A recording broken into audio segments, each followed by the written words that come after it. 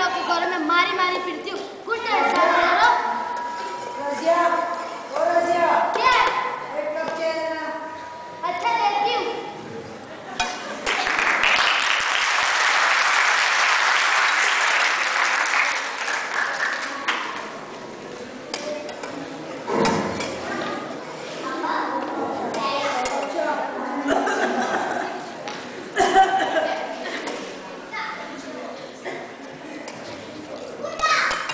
अम्मा मुझे पढ़ना है। अच्छा मैं तुम लोगों का पेट पालू क्या तुम लोगों का पढ़ाऊं? जाके अपने नशेड़ी बाप से पूछो।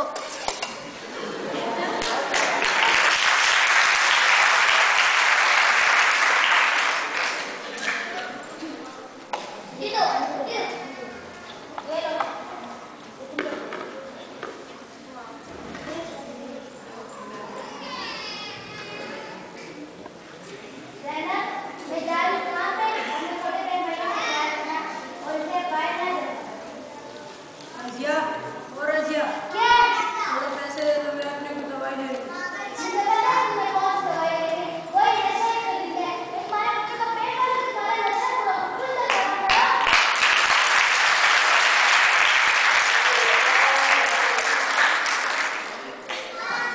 मीना,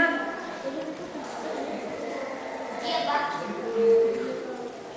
थोड़ा दवाई ले। अब मेरे पास पैसे नहीं। किधर से ले मुझे दवाई लेकर आना, दफा हो जाना से।